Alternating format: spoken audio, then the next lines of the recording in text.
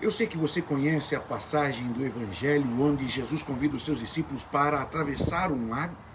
E no meio do lago sobrevém uma grande tempestade, ondas enormes, barulho, muito vento.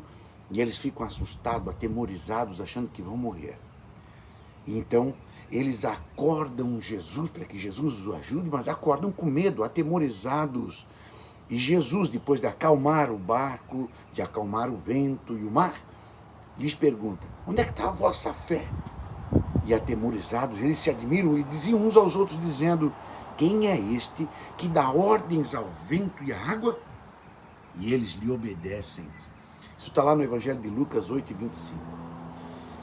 São duas perguntas, a pergunta de Jesus e a pergunta dos discípulos. A pergunta que nos ajuda a enfrentar as tempestades.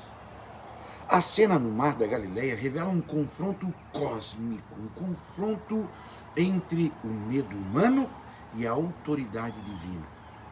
Enquanto os discípulos lutavam contra as ondas, seus corações afundavam em pânico, esquecidos de que aquele que dormia no barco era o Criador dos ventos. A pergunta de Jesus, onde está a vossa fé, ecoa como um chamado à memória espiritual.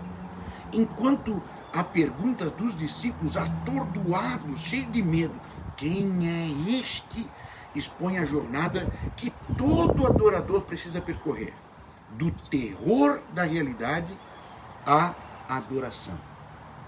A fé, pistis no grego, exigida por Jesus, não é uma mera aceitação intelectual, mas uma entrega existencial que transforma tempestades em tronos para a glória de Deus.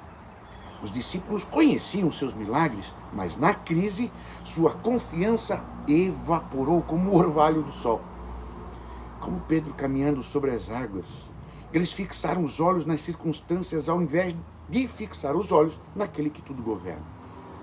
A pergunta divina revela que a verdadeira fé não nega a realidade da tormenta, mas afirma a superioridade daquele que a criou, tal como Jó confessou: bem sei que tudo podes.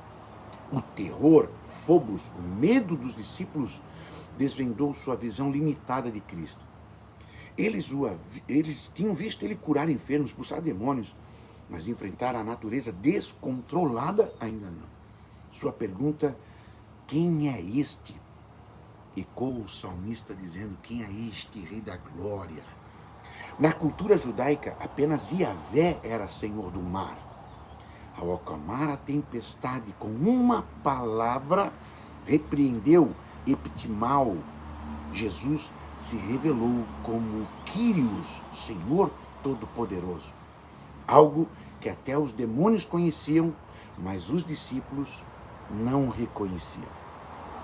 A identidade de Cristo tornou-se o centro da narrativa.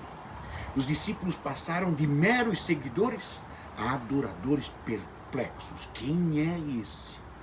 Tal como Isaías no templo. A pergunta não era retórica, mas o início de uma revelação progressiva que culminaria na confissão de Pedro. Tu és o Cristo. Aleluia. Cada crise na vida do crente serve para ampliar sua compreensão de quem é Cristo. É transformação, perguntas que se revelam em prostração e adoração.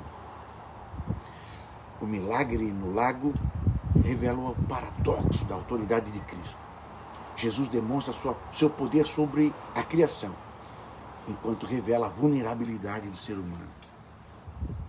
Jesus se mostra próximo, compadecendo das fraquezas humanas, como Jonas na tempestade. Os discípulos aprenderam que fugir do chamado gera caos, mas ao obedecer o Kyrios traz paz sobrenatural. Que Deus abençoe essa sua jornada e que você possa perceber de que as circunstâncias, independentemente, quer sejam num lago, no emprego, na saúde, numa crise de fé no casamento, as circunstâncias estão sob o domínio do Kyrios, que a tua fé, que a minha fé, e que nós possamos em adoração responder na prática, no viver os milagres de Deus, quem é este? E que nós possamos testemunhar: este é o meu Senhor, o meu Deus, o meu Salvador. Que Deus abençoe a sua jornada. Um abração.